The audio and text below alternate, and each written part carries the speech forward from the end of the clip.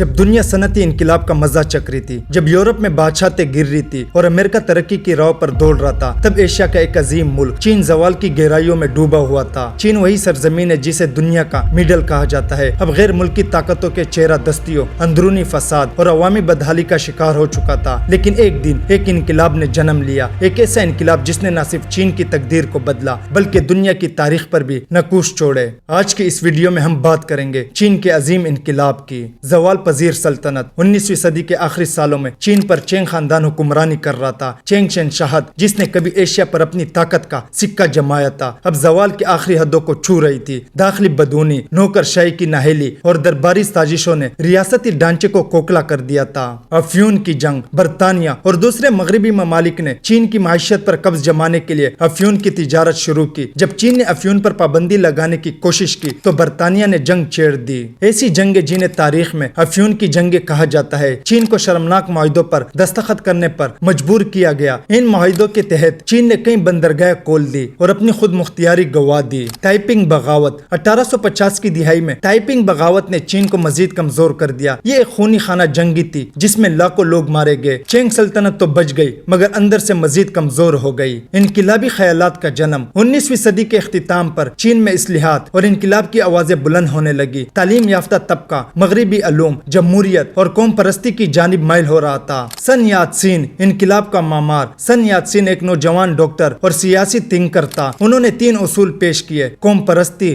غیر ملکی تسلط کا خاتمہ، جمہوریت، عوامی حکومت، عوام کی فلاح، معاشرتی مساوات۔ 1905 میں انہوں نے تونگ منگ ہوئی قائم کی جس کا مقصد بادشاہت کا خاتمہ اور جمہوریت چین کا قیام تھا۔ 1911 کا انقلاب 10 اکتوبر 1911 کو ووچنگ شہر میں بغاوت ہوئی۔ چند ہی دنوں میں یہ بغاوت پورے چین میں پھیل گئی۔ چینگ خاندان کا خاتمہ ہو گیا۔ 1912 میں جمہوریت چین کا قیام عمل میں آیا۔ سن یات سین کو عارضی صدر منتخب کیا گیا لیکن مسائل اب بھی ختم نہیں ہوئے تھے۔ جنگی سرداروں کا دور 1916 میں یوان شی کائی کی موت کے بعد چین خانہ جنگی کا شکار ہو گیا۔ مختلف علاقوں پر جنگی سرداروں نے قبض کر لیا۔ ملک میں بے چینی، غربت اور فساد عام ہو گیا۔ کمیونسٹ پارٹی کی تشکیل 1921 میں شنگھائی میں چند نوجوانوں نے ایک نئی جماعت قائم کی، چینی کمیونسٹ پارٹی۔ ان میں سے ایک نوجوان ماؤ زیڈونگ بعد میں انقلاب کا سب سے بڑا چہرہ بن گیا۔ کمیونسٹ نظریہ مساوات اور مزدوروں کے حقوق کی بات کرتا تھا۔ یہی نظریہ لاکھوں چینی کسانوں اور مزدوروں کے دلوں میں گر گیا۔ قوم پرستوں اور کمیونسٹوں کی پہلی لڑائی سن 1927 میں قوم پرست جماعت نے کمیونسٹوں کے خلاف مہم شروع کی۔ چین ایک بار پھر خانہ جنگی میں جھونک دیا گیا۔ لاکھوں کمیونسٹوں کو قتل کیا گیا مگر تحریک زندہ رہی۔ لانگ مارچ کی داستان 1934 میں کمیونسٹوں نے لانگ مارچ شروع کیا، ایک عظیم اور جان لیوا سفر جس میں ہزاروں میل کا فاصلہ طے کیا گیا۔ تقریباً 1 لاکھ افراد نے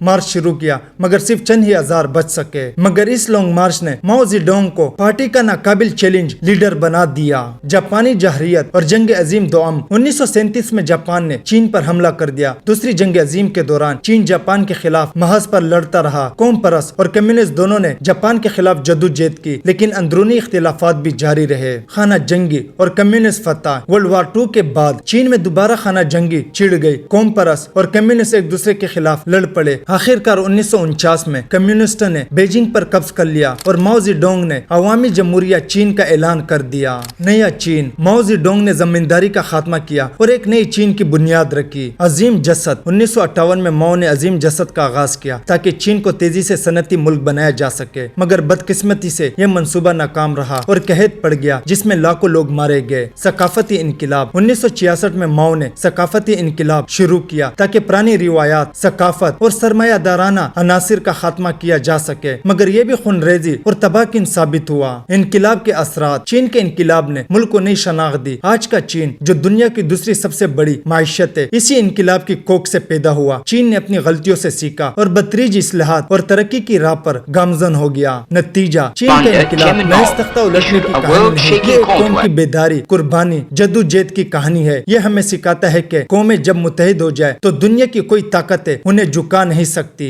یہ ویڈیو اچھی لگی تو لائک کریں اور سبسکرائب کریں۔ Thank you.